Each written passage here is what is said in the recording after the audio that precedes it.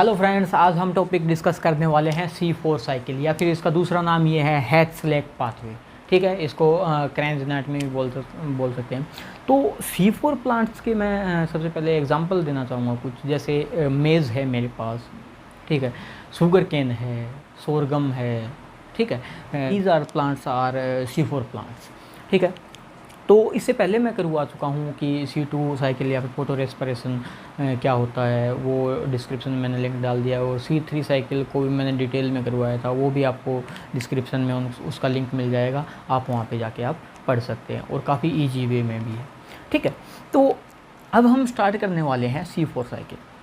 C4 cycle मतलब हम एक चीज़ सबसे पहले आती है कि कंडीशंस क्या क्या हैं, ठीक है। तो C4 साइकिल के लिए कंडीशंस जो है मेरे पास वो फेवर करती है कि low carbon dioxide and temperature, जो हाईली टेम्परेट रीजन है वहाँ पे जो C4 प्लांट्स है, यहाँ पे मतलब अगर कार्बन डाइऑक्साइड की कंसंट्रेशन लो भी है तो C4 प्लांट के लिए कोई दिक्कत होने वाली है नहीं, C4 प्लांट्स के लिए, ठीक है। तो वहाँ पे C4 साइकिल ईजिली चल जाएगी, ठीक है।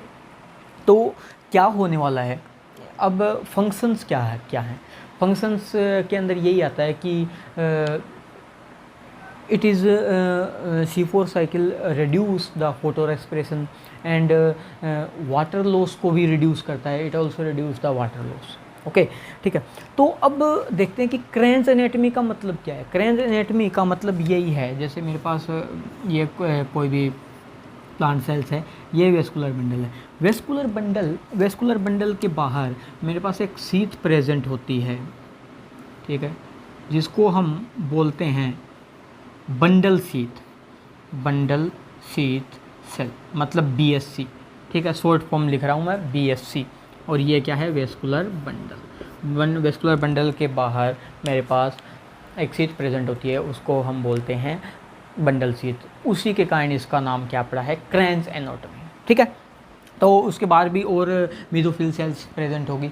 तो नॉर्मली जो क्या होता है, नॉर्मली जो हमने C3 प्लांट्स के अंदर देखते हैं कि नॉर्मली होता है कि मेसोफिल सेल्स के अंदर जो है रूबिस्को एंजाइम प्रेजेंट है, फोटोसिंथेसिस है वो मेसोफिल सेल्स के अंदर हो रहा है, ठीक है। तो यहाँ पे जो उस चीज़ का जो है रिवर्स इफेक्ट होने वाला है, कैसे होने वाला है मैं भी बताने जा रहा हूँ, ठीक है। जैसे देखते हैं, ये मेसोफिल सेल है मेरे पास, जैसे ये कंडीशन है, ये तो बंडल शीथ है, यहाँ पे मेसोफिल सेल्स सेपरेट फॉर्म में है, ठीक है। तो क्या होगा, PEP, ठीक है, फॉस्फोइनोल पायरुवेट, जैसे ही guard cell present in mesophyll cell, जैसे ही जो एनवायरनमेंट से कार्बन डाइऑक्साइड आएगा वो क्या करेगा, कार्बोनिक एनहाइड्रेज एंजाइम के प्रेजेंस के अंदर वो किसके अंदर कन्वर्ट कर देगा, कार्बन डाइऑक्साइड को HCO3, ठीक है। देन जो इनिशियल कंपाउंड है मेरे पास PEP, जो 3 कार्बन कंटेनिंग कंपाउंड है, phosphoenol pyruvate, then convert into oxaloacetate in the presence of PEPC का मतलब फॉस्फोइनोल पायरुवेट कार्बोक्सिलेज एंजाइम, ठीक है। इसकी प्रेजेंस के अंदर ये कन्वर्ट होगा किसके अंदर, ऑक्जेलो एसीटेट के अंदर। ऑक्जेलो acetate is an 4 carbon compound, क्योंकि यहाँ पे देखो एक कार्बन यहाँ पे ऐड हो रहा है HCO3, मतलब कार्बन एक को ऐड हो रहा है, यहाँ पे 3 कार्बन था, यहाँ पे 4 कार्बन कंपाउंड है, ठीक है। Then OAA oxaloacetate convert into malate, ठीक है, in the presence of enzyme malate dehydrogenase, okay. Then malate, देखो ये जो प्रोसेस है ये तो हो रहा है किसके अंदर, मेसोफिल सेल के अंदर, ठीक है। यहाँ पे कोई रूबिस्को एंजाइम प्रेजेंट ही नहीं है भाई, ठीक है। जो हम नॉर्मली बात करते हैं rubisco enzyme is present in mesophyll cell, क्योंकि वहाँ पे जैसे ही कार्बन डाइऑक्साइड आती है तो C3 साइकिल चल जाती है, और जैसे ही ऑक्सीजन आती है तो रूबिस्को मतलब ऑक्सीजन की कंसंट्रेशन हाई होती है तो ऑक्सीजन साइकिल मतलब बोल सकते हैं कि फोटो रेस्पिरेशन के अंदर चला जाता है, ठीक है। तो दोनों टाइप से, लेकिन यहाँ पे रूबिस्को अब्सेंट है in mesophyll cell but present in bundle sheath cells के अंदर जो है रूबिस्को एंजाइम प्रेजेंट है। तो हम देखने वाले हैं, जैसे ही मेलेट ट्रांसपोर्ट करेगा, malate is an 4 carbon compound, ठीक है। Malate transport into the bundle sheath, then malate, ये काफ़ी इंपॉर्टेंट स्टेप है इसका, ठीक है।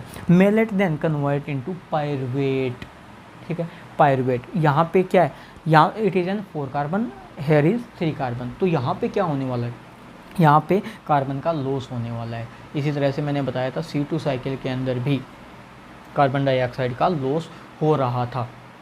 तभी अगर एक प्लांट के अंदर ये दोनों चीज़ें चलने लगी तो काफ़ी मुश्किल हो जाएगी, कार्बन लॉस होने लग जाएंगे। अगर कार्बन लॉस होने लग गए प्लांट के अंदर, प्लांट सेल के अंदर, तो काफ़ी प्रॉब्लम आ सकती है प्लांट्स के अंदर। ठीक है, तो यहाँ पे भी कार्बन का लॉस हो रहा है और वहाँ पे भी, मतलब C2 साइकिल के अंदर जो मैं करवा चुका हूँ फोटोरेस्पिरेशन के अंदर, वहाँ पे भी लॉस हो रहा था। तो जो C4 प्लांट्स है उनके अंदर मेनली हम बोलते हैं नॉर्मली जो C2 cycle is upset. Okay, then malate convert into pyruvate. ठीक है, तो यहाँ पे जो ऑक्सीजन का लॉस हो गया, तो 4 कार्बन कंपाउंड था, then convert into 3 carbon compound, it is called pyruvate. Okay, तो यहाँ पे एंजाइम कौन सा काम कर रहा था, मेलिक एंजाइम, और यहाँ पे जो NADPH का है वो गेन हो रहा है।